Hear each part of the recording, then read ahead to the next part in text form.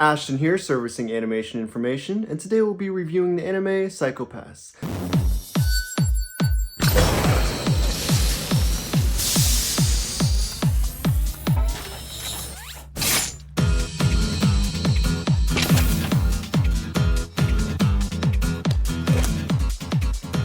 Have fun out there. So, what should I do now? You could order us to take a coffee break and sit on our asses. I don't think we'd argue with that. Why don't you try earning your paycheck? How's that sound? No reason for you to look so nervous, little lady. You've used a Dominator before, haven't you? Well, I've received basic training. Then you know that it's a gun that reads the Psycho-Pass of the target you're aiming at. The safety's only released when it registers the target as a latent criminal. All you gotta do is follow the Dominator's commands. If it says shoot, then shoot. That's simple, huh? The basic mode is set to Paralyzer. As the name implies, it'll only temporarily paralyze the target so we can take him into custody. Go on, there's nothing to be scared of. Activating Dominator Portable Psychological Diagnosis and Suppression System. Now online. User authentication. Inspector Akane Tsunemori, Public Safety Bureau, Criminal Investigation Department. Dominator usage approved. You are a valid user. You'll get used to that. It's a directional voice. Only you can hear it since you're holding it. Before long, it'll blend right in with your own thoughts. What about briefing? Shouldn't we have a meeting, come up with some kind of plan of how we're gonna catch this guy? The two of us will hunt the prey, you'll observe our every move. That's all there is to it. I was thinking something a little more strategic. All he's saying is leave it to us. We may not look it, but I promise you we know what we're doing. Our methods work just fine. But since you're the inspector, you're responsible for us. If you decide that you don't like the way I'm doing things, shoot me with your Dominator. What? We're latent criminals too, no different than the target, so paralyze us if you have to. Psycho-Pass is a 41-episode, 3-season animation written by Gen Urobuchi and directed by Naoyoshi Shirotani. The story revolves around a young Akane Tsunemori who's actually overseen by this system that's called Sybil.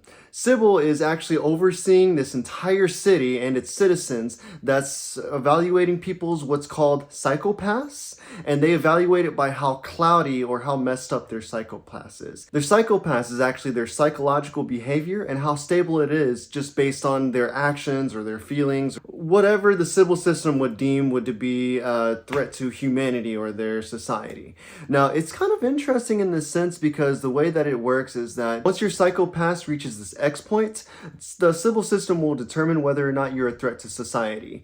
You are flagged by random police scanners, or even just if you're walking down the road and you have a random enforcer or you have a random inspector just evaluating your Psycho-Pass, they can deem whether or not it's necessary you're needed for rehabilitation, or if you're too far gone in this society, you're actually a threat and you are to be eliminated, hence killed. It's kind of cool the way this works. So they actually have inspectors that are overseeing what's called enforcers. Inspectors are more of a professional developed type.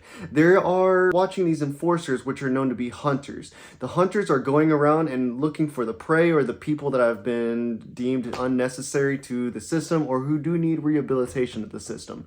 Now, if something goes wrong and if worst case scenario happens, and enforcer is actually to be judged by an inspector. The inspector has the right to shoot and paralyze an enforcer and to get them to stop everything they do. Now, Akane is accompanied by Inspector Ginoza. Inspector Ginoza is the head of this team where they go through all these operations trying to find what's actually happening and solve all these mysteries. It's kind of this sci-fi, almost cyberpunk crime, almost like a downtown New York City if you think about it in that sense. The main antagonist, which you do see on and off through the show, Makishima, he actually plays a very important role in just questioning the Sybil system's judgment and how their system works. Again, the way he explains himself is he's not committing these crimes for the sake of just committing crimes, but it's to go against the flawed system, showing the many wrongdoings that the system does have in place and not allowing people to freely think for themselves or judge for themselves. The Sybil system is constantly hounding over these people and is involved in everybody's life. The whole point of this antagonist is to show for how much the civil system is actually corrupted at its core. The point of him is to show that people's judgment and ideas are actually clouded by the civil system rather than the civil system judging their clouded ideas. The Dominator, for example, plays one of the biggest key factors in how this civil system is created, judged, and it's just flown through. So Police. has this gun that's connected to their mental. They can actually be deemed through the gun to their brains to see if whether or not this person needs to be set for reevaluation. The main antagonist cannot be seen as a threat to society, even though he is doing these things that would be deemed as a threat to society. It's just interesting to see the chemistry between Makishima and Kogame constantly. Kogame is one of also the lead enforcers that are on the team. He does have a special connection with Akane throughout the story as well. Yeah, I think it does a good job of just having Akane with Kogame and this constant battle between Kogame and Makishima while Akane is dealing with not only questioning Sybil as their judgments and their corruption and what they do, but also how to be a model citizen, a model inspector, and how to make sure things are going smoothly through her job. I mean, it's this constant juggling act, and I think that's one of the most impressive things that this anime does. It's constantly moving you through this philosophy and this story, making you feel like there's always a sense of fear behind your back wherever you go, wherever you look, from judgment, from Sybil to inspectors to enforcers who constantly have feelings how they're going to show they can crack or break at any time, to even inspectors that are always hounding you behind your back. One of the best things that this show does, it just shows how this system is so flawed in itself, how an inspector can easily be caught up in so much of this pressure from everyone up top and below, and they themselves end up being an enforcer as well. It's not necessarily a secret that you do see within the second season that there's a lot of this going on, and it does focus on Akane taking that really lead role in the team while everybody else below her team is part of this enforcement team. It really does take a strong back just to be able to do the things that an inspector does. That being said, moving to the third season actually strives away from Akane and her story and her group and focuses on a completely another group in total. The third season actually revolves around co-detective Shindo and Mikal. Now, the coolest thing about this is that it's a very shortened season. I think it's like 8 episodes or 7 episodes, but each episode is 45 minutes long. And when I first realized this was the case, I was kind of questioning it, maybe thinking that it might have been lazy or they were just trying to cut corners around it. But man, was I wrong. That third season was just so dynamic. I'm usually against stories trying to add in filler or something that goes against what the story is trying to involve, but it does such a good job of just making this other scenario, this other perspective around another team that is clueless of what the civil system is. I mean, ignorance is bliss as much as possible throughout this entire third season. They're constantly dealing with this crime detective scenery that keeps going on. As they're solving their mysteries, it's like Sybil is always there. It's always watching. And even though these people are so brilliant, they are yet still a part of the system that doesn't allow that brilliance to shine as they constantly deal with these struggles. And it's like they deal with these internal struggles as their crime coefficient goes up. They do their best to manage it rather than to attack the problem head on. It's being as human as possible by almost enslaving yourself down to this system. I mean, it's brilliant in a way. It's like you have one perspective taking on Sybil completely up front versus another side that's actually putting blame on themselves rather than blame on the system that's put in place for themselves. And again, it's kind of cool that you're not having to deal with Akane go through this kind of scenario, but you're dealing with these two other detectives go through it. You get a lot of more personal intake, you get a lot of more cognitive intake as well, and a lot of one-sided perspective. A lot of feelings, a lot of emotions, a lot of friendships, and a lot of de-friendships just because of it. And it's like everybody blaming themselves when it obviously proves in the first season, and it's obvious that it's the system itself. And it just shows that every system, from what I gather from the show at least, every system that's put in place has flaws, can be flawed, and it's easy to exploit those systems so long as you have a means to doing it. For the theme of something like this being always fear, always constant fear, just within the Dominator, within your psychopaths, within the antagonists, within the people above you, as such as Sybil, within the enforcers.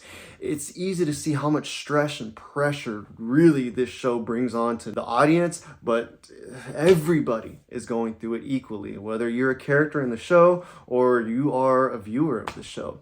That being said, I know it's a lot to take in on that end. Watching it is just as hard, honestly. As much as I do like the chemistry between the main antagonist and Kogami, in the second season, they kind of definitely lose focus of that, and they focus more on Akane, and you don't really get that dynamic between Kogami and Akane as much, for valid reasons too. I mean, you miss one of the most important characters that people were attached to.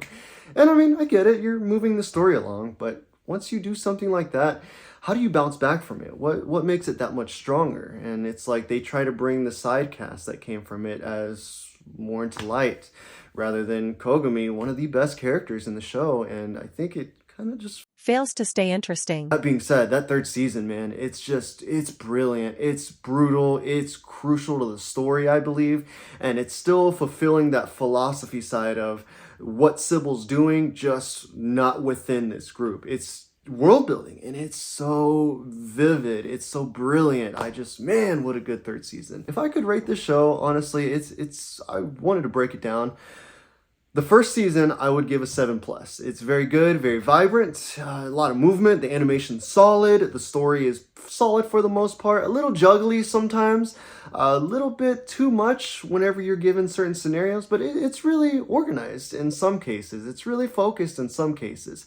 But the times that it's not, and it just kind of strives too much on Kogami and his personal dealings, that's whenever you forget about whatever Akane's doing. And you know, for me personally, I love Akane. I think she does a good job of serving as the lead character to us feeling what she's feeling, which is a lot of stress. The second season, I'd probably give a 6. Plus, it's still good. Especially with Kaine dealing with the same thing that she's been dealing with and really getting closer to the secret and the truth as she keeps going.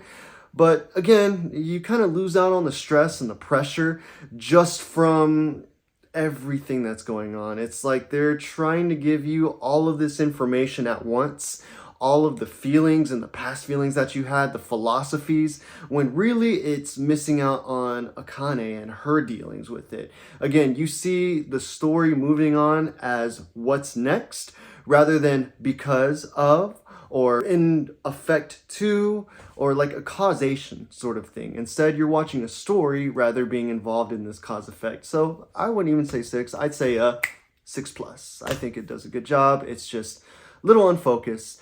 Third season, 8. Third season is a solid 8. Between Shindo and Mikal and all of their scenarios that they go through, the stress, the integrity that they have for each other, for themselves, the confidence that comes with it. You're a part of that story, and you're what a good third season. Overall, if I could rate it, 7+, 7+ all the way. Good job with philosophies, good job with ideas, good job with character movements, good job with world building, good job with characters in general. Just, you're doing this balancing act of this story, and I get it, it's a hard story to follow, and it's a hard story to get all these underlying feelings and themes, while also staying focused on surface level, which is the story itself. Again, just focus in a little bit more, but it's a solid show. I can't recommend it enough for this one. Thank you for tuning into this episode of Cisco Bang. I don't know if you've heard yet, but we need 30 subscribers. My goal is to have 30 followers by the end of the month. I do have a special secret surprise that I want to shout out already, but I can't because I need 30 followers. Let's get that up to date. Let's all do our part in sharing this video. Comment down below with some anime that I may have not seen or I've missed. I want to review more, watch more, give you guys more information while I am giving my honest feelings and opinions for how I feel this show makes me feel. So, as always, love you very much. Psycho-Pass forever. Ashton, Cisco Bang forever. Shout out to Blue Lock. Amazing show. And we will catch you in the next episode. Thank you. And